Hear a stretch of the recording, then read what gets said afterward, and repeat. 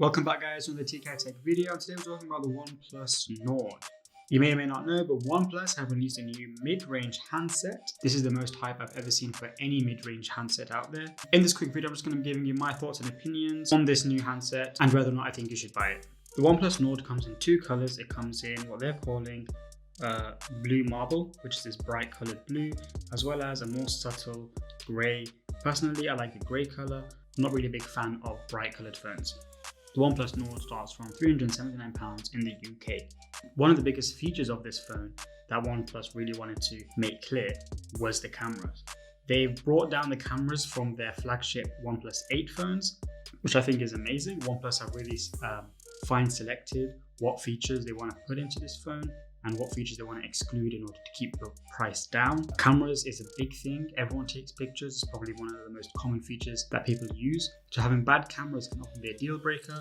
The fact that this has 4 array cameras with a 48 megapixel primary sensor and optical image stabilization, which essentially means that the actual camera can move around in its bracket. This helps keep video stable, which is not something you see in this price range of phones. It also has 3 other cameras on the rear, an 8 megapixel ultra wide, 5 megapixel depth camera, and a 2 megapixel macro camera. Honestly, I think the most useful one other than the main camera is the ultra wide angle. I think that will be used the most. And on the front, they have 2 cameras as well, an ultra wide again, and another 32 megapixel Sony sensor. So they really have flagship level cameras in this £370 smartphone. Having the ultra wide camera at the front is arguably more important than having it at the rear, because I remember those days when I would load up the selfie camera and there'd be an option to take almost like a panorama in order to fit everyone in the selfie. The OnePlus Nord comes in a 6.4 inch AMOLED display with a resolution of 2400 by 1080 and it's 90 Hz.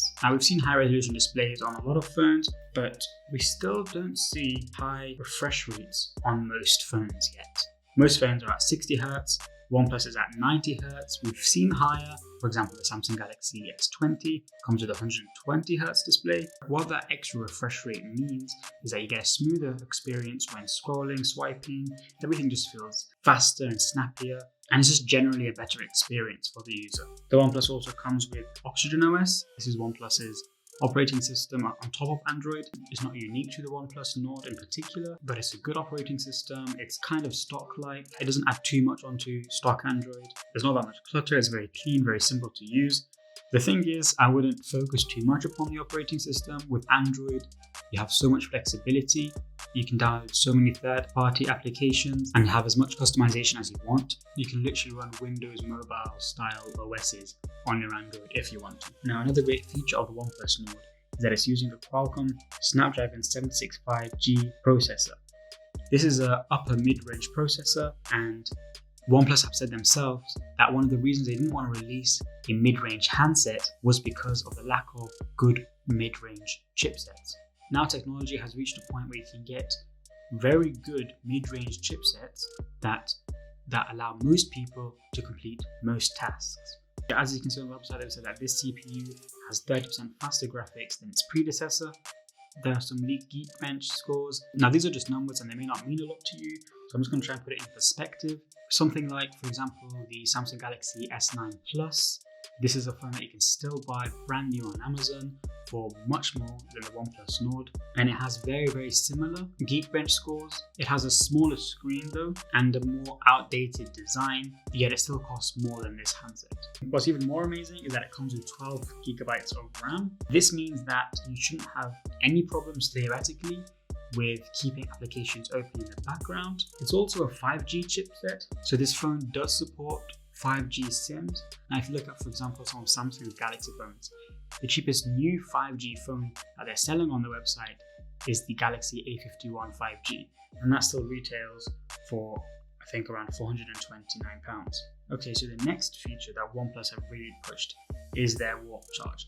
Now I've seen this before with OnePlus.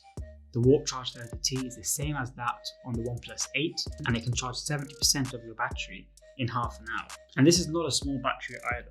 This has a 4115 mAh battery.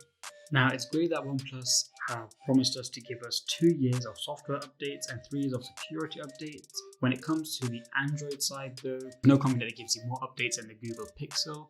And even then, you still can't even compare it to the iPhones, where they have years and years and years of constant software updates. So should you buy this phone? Well, to be honest, I think OnePlus have hit the nail on the head in that, yes, it's pretty much everything you could ask for. If you're looking for a mid-range phone, actually, scratch that. If you're just looking for a phone, I think this would be a very useful one. I think this could be the one to go for, because OnePlus have really made it clear how much people are overpaying for their smartphones. You pay for the latest, the fastest Snapdragon processors, you pay for the fastest refresh rates, you pay for the best cameras. But how often do people use that? Can you really tell the difference between an amazing camera and a really good camera? Most people don't use the full potential of their CPUs. If you are not doing heavy graphic intensive gaming on your mobile, or using applications that require graphical processors, then why are you paying so much for it? If you don't use wireless charging, why are you paying for it? OnePlus have cherry-picked the best features of flagship phones that people use and have put it into a smartphone that is reasonably priced, that will give most people everything that they want. Obviously, I'm not affiliated with OnePlus in any way. This is my honest opinion. OnePlus have really got it right when they've said that it's pretty much everything you could ask for. All right, let's wrap it up. Thanks for watching this video. If you liked it, give a thumbs up. If you really liked it, please hit the subscribe button because it means a lot. And also, let me know what you think of the OnePlus Nord. Is this something you would buy, or do you still prefer to buy those flagship phones? Let me know in the comments below. And I'll see you guys later.